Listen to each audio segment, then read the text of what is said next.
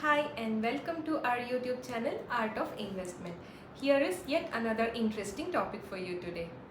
People now have many options for investments, be it FD in bank accounts or stocks or mutual funds. Now we have more knowledge and more interested in investment opportunities. Let me ask you one simple question. Do you have a fund or set of money that is set aside separately in case you need it for any emergencies? Now, some might ask me, are you kidding me? With the increase in the cost of living, EMIs, education, do we even have some money left at the end of our month? But yes, emergency fund is really important. So in today's video, let's learn all about what emergency fund is, its purpose, and where to park this emergency fund. Also, importantly, how much do you need as emergency fund as per your income? Basically, emergency fund is some amount that you have set aside that will help you and your family in time of a crisis or emergency situations. Basic thumb rule is for you to have 12 months of salary set aside as emergency fund or at least bare minimum of 6 months of salary as emergency fund. So where and how to park these emergency funds? I'll explain you in detail with the Excel sheet.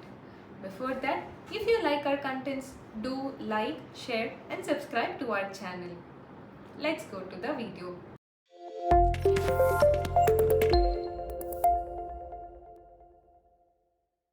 For this purpose, let me open a new Excel sheet on my desktop. Let's name this Excel sheet as Emergency Fund Planning. Okay, my Excel sheet is ready. Let me open it. In this example, we are going to see a full description of what we have to be done for an emergency fund. Let me just quickly reformat the cells and give it a heading. Emergency Fund Planning. Let's make it bold and give it some color. Okay. Now let's assume there is a person named Karthik, and let's assume he just completed his graduation. So I'm taking his age as 24. Okay. Let me quickly center this out for better alignment and visualization. Okay, now we are back. Now let's move on to the next criteria. Okay, first we are going to analyze his current financial planning, what his income is and what are his expenditure. Imagine he's just completed graduation and he just started his job and he's currently getting 25,000 as salary in hand. And assuming the rent would go up to 9,000 rupees and his basic necessities will go up to 5,000 rupees. Again, imagining he has educational loan to pay off, I am including an EMI tab for this, and let's put in 5,000 rupees for EMI every month. Now, as part of investment, he is doing some investment of around 2,000 with his current income in hand.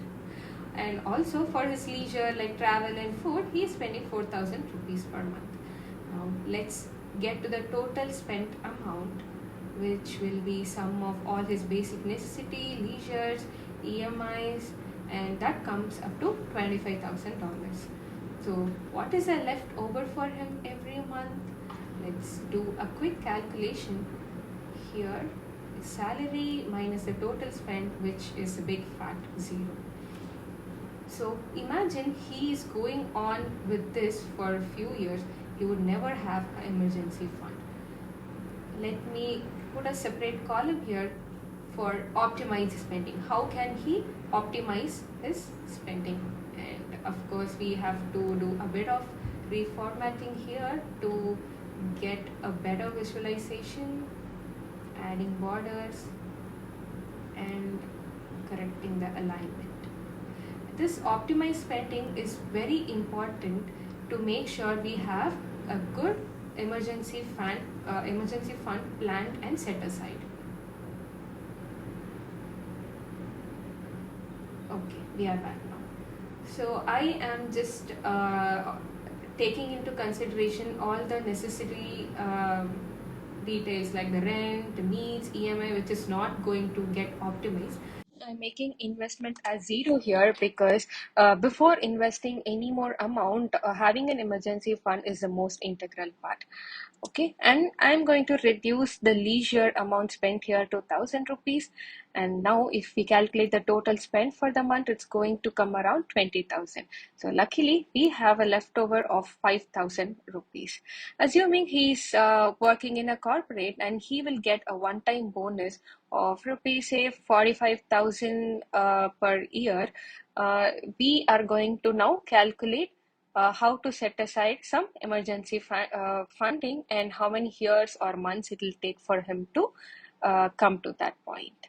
As we had discussed earlier in this video, we should have at least minimum of six times the monthly salary set aside as emergency fund.